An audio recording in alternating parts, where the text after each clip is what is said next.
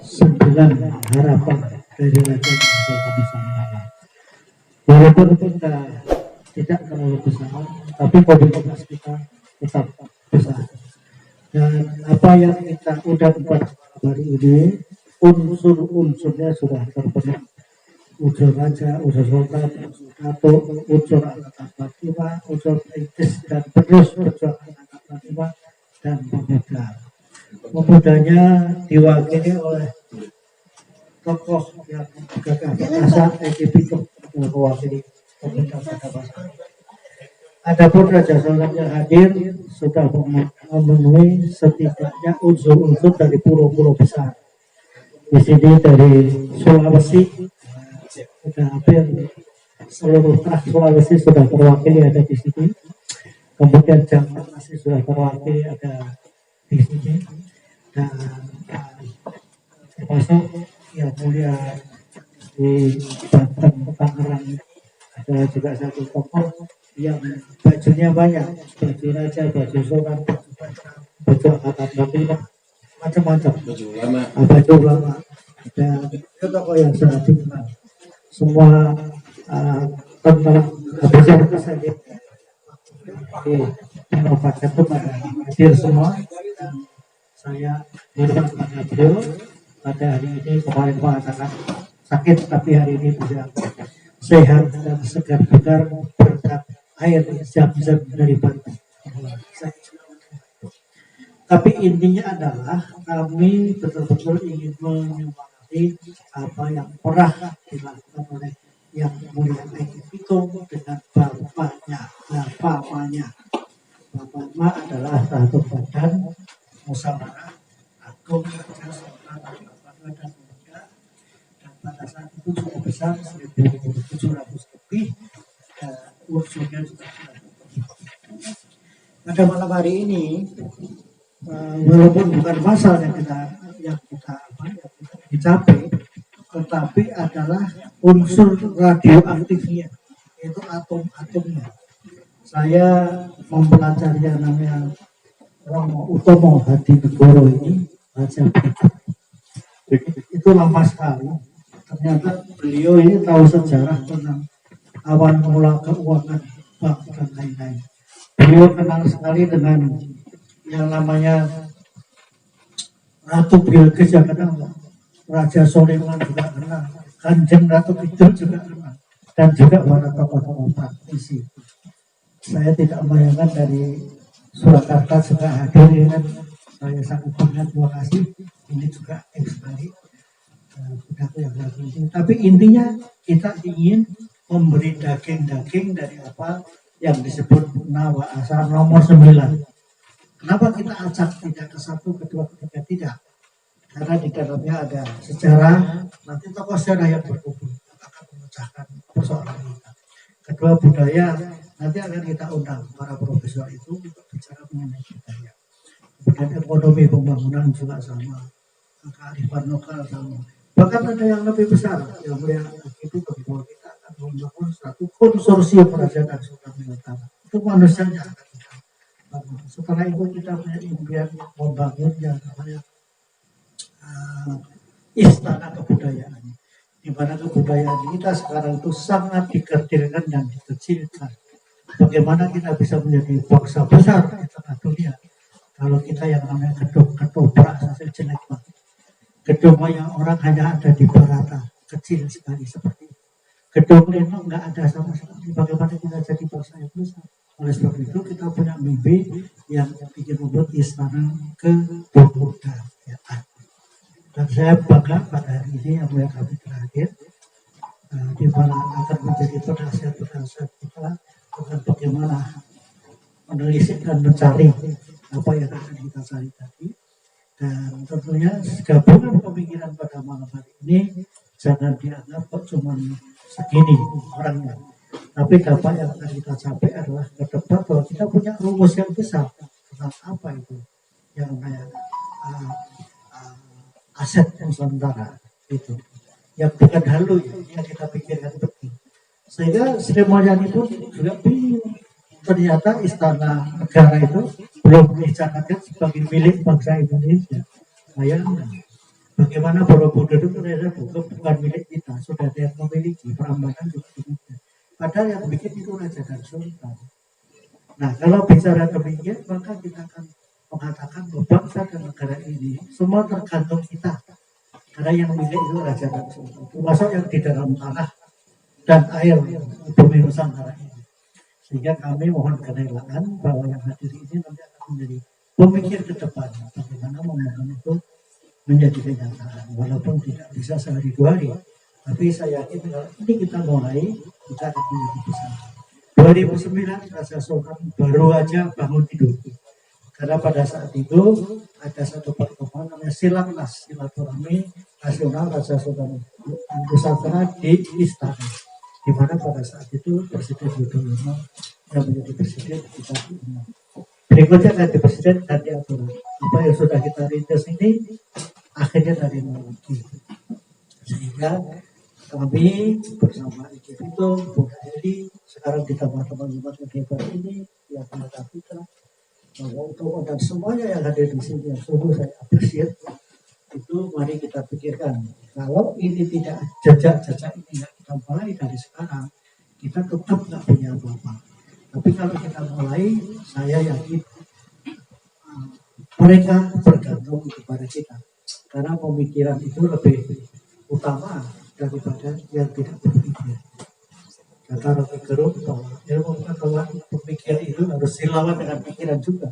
Nah, kita juga punya pikiran-pikiran yang melawan pikiran-pikiran yang sama itu. Kalau ini bisa kita teruskan, mungkin kita akan menjadi. Kami mohon maaf pakai istilah datuk. Datuk itu kalau dalam bahasa Inggris itu avant-garde. Orang yang berjalan di depan sendiri, di mana musuh-musuh yang akan datang akan menyerang kita, dilawan dengan sendirinya, tidak diperintahkan kepada prajuritnya. Makanya kalau di Jogja namanya Karso Dalem, yang berdiri di depan karena dia berani melawan musuh-musuh. Kalau di Solo namanya Sinuwun. Nah, Sinuwun 7 bulan, gitu ya. Sinuwun 13. Gitu. Nah, Sinuwun itu bisa terjadi kalau itu pada Sinuwun yang ke-10. Betul ya, Bu? Karena kaya. Jadi kita datang nyuwun itu ada. Tapi Sinuwun sekarang apa yang mau diminta? Gua sendiri juga nggak ada. Mau bikin acara apa itu? Ara-araan itu aja. Kemana kita masih ngapain juga? Nah, kami bergantung pada para pemikir besar malam hari ini, terutama Romo Tomati Tugoro. Jangan pelit-pelit ilmunya dipakai sendiri. Bagikan pada kita. Semoga apa yang ada di dalam ilmu tentang aset Nusantara itu bisa menjadi konstruksi yang lebih jelas untuk bisa kita pegang, untuk bisa kita apa dengan baik. Saya hanya ingin menjelaskan begini. Sebenarnya kalau kita mau itu bisa terjadi, tapi kalau kita nggak mau nggak bisa terjadi. Saya akan mulai dari tokoh yang hari ini ada di depan saya, yaitu namanya Datuk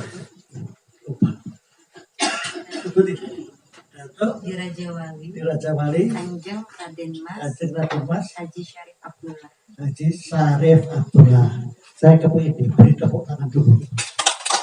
Alasannya apa? Alasannya beliau itu pertama adalah dasarnya seorang ulama. Yang kedua, titisannya darahnya darah raja dan bangsa. Dan beliau juga seorang pejuang. Sampai hari ini masih mewakili veteran. Jadi beliau itu bajunya banyak. Hari ini veteran, besok raja, besok sultan. Nah, tetapi tindakannya itu diwujudkan. Gak punya keraton, gak dibantu pemerintah. Ada yang bilang kalau Pak Jokowi gak pokok, berapa TN yang Pak bilang. Akhirnya Pak, tanah yang 12 hektar itu sebenarnya luas sekali. Oh, kita punya ini cuma 1000 meter. Ini 12 hektar. Sudah 12 hektar yang terdampar demikian panjang.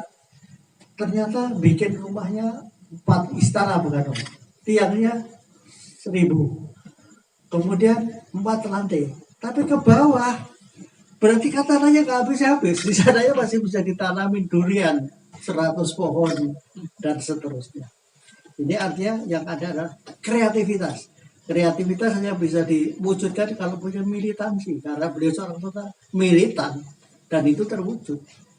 Nah, karena manusia yang militan dan selalu bertakwa, dia diberi sesuatu anugerah dari Tuhan. Bayangin 4 lantai ke bawah, 3 lantai ke atas. 3 lantai ke atas. Berarti udah 7 itu, semua tujuannya tercapai. Ada kolam renangnya, ada kuburannya, udah jadi satu. Sehingga ini lebih luas dari Lawang Sewu yang dibuat secara modern oleh Belanda pada saat itu menjadi pusat perkereta apian. Nah, ini lebih hebat dari itu. Dan nyata, yang saya heran kok nggak ambruk, kok nggak runtuh. Padahal konstruksinya sama sekali tidak pakai konstruksi yang modern.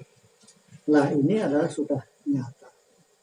Sehingga kami berpikir dengan beliau, nanti ruang-ruang itu akan menjadi bagian daripada sejarah dunia. Dengan ukiran sepenuhnya adalah sejarah dunia. Sejarah Islam, peradaban Islam, dan seterusnya. Sehingga kalau ini terjadi, maka pertama-tama beliau itu sudah mendapat gelar Murti. Tercatat dalam museum rekor terhebat Indonesia. Ini perlu ditepuk tangan. Nah, karena semuanya itu dengan murtinya itu beliau berhasil membangun itu, maka wajar kalau beliau sekarang itu menjadi maharaja, bahkan raja di Raja Wali. Nah, lalu raja di Raja Wali yang kita kembangkan, kenapa kita nggak pakai raja saja? Jadi perlu saya jelaskan. Karena raja itu berangkatnya dari India, ya. Tetapi kalau Indonesia, kalau Jawa dulu ada keraton. Kalau ada keraton mesti ada ratunya. Siapa yang jadi ratu? Hanya Tribodo Tunggudewi. Setelah itu nggak ada lagi ratu yang punya karisma yang besar. Oleh sebab itu kami memilih istilah kedaton. Karena dari beberapa tulisan yang kami baca, baik bahasa Inggris, bahasa Belanda, dan lain-lain, itu nggak ada kerajaan Sriwijaya. Yang ada kedatuan Sriwijaya. Makanya kemudian lahir yang namanya Putri Kedaton. Gitu. Tidak ada Putri Keraton. Yang ada Putri Keraton ada perek rokok itu yang dibakar tiap hari dari Yogyakarta itu ada. Berikutnya ingin saya jelaskan. Datuk itu dia menjadi maharaja kemudian seperti sejarahnya dalam sejarah Jawa Barat itu ada Maharaja Purnawarman dan lain-lain itu datuk. Dulu nggak ada raja di Jawa Barat, juga nggak ada raja. Kemudian karena beliau hebat itu, maka datuk itu berhak mendapat tempat tahta yang tinggi yang perlu dihormati. Nah, seorang datuk zaman sekarang ini, di mana kondisi kita masih ada kadrun dan yang satu kampret, itu kita jadikan di Raja Wali. Raja itu pemerintah juga, wali adalah ulama, ilmu pengetahuan. Makanya datuk di Raja Wali yang kita dapatkan di sini adalah tingkat tertinggi daripada manusia yang berjuang untuk masyarakat dan bangsa. Dan sekarang sudah cukup kuat dan sekarang sudah diakui, bahkan sekarang sudah diterima di Asia Tenggara. Sehingga kami mohon kiranya tempat yang sederhana ini hanya gardu untuk mengumpulkan tokoh-tokoh yang mau berjuang ke depan. Dan beliau-beliau yang sudah di depan dengan ilmu modern ini bersama-sama dengan kita, misalnya saya sebutkan ekonomi pembangunan, ya nggak bisa lepas dari beliau ini. Ya boleh tapi yang ilmunya memang punya itu, begitu. Nah, kiranya terutama yang dari Sulawesi tadi, yang mulia Maharaja Datuk Sulawesi, siapa tadi? Masih ada? Masih ada kah? Nah, mohon ke depan sedikit sini. Kami akan memberikan contoh hebat daripada. Nah, ini kalau di Indianya, mana beliau? Ya, udah. Pokoknya intinya kita bersatu bersama. Nah, sehingga kami pada hari ini mungkin mohon kiranya jangan pelit-pelit menularkan ilmunya tadi, karena semua kita rekam. Dan semuanya nanti akan kita cetak, dijadikan buku, dari situ menjadi knowledge, menjadi ilmu pengetahuan. Kalau sesuatunya sudah menjadi knowledge, maka dia bisa menjadi maju dan berkembang dan punya hak untuk maju dan berkembang di tengah zaman yang cepat disebut sekarang ini modern. Kami ingin kiranya lebih cepat mendengarkan pemaparan ilmu-ilmu ini, maka kepada yang mulia Bunda Eli Yudiarti, siapakah berikutnya yang akan Kapitra yang mulai Kapitra? Baik, yang mulai Kapitra, karena sudah sangat siap beliau dengan penuh kehormatan.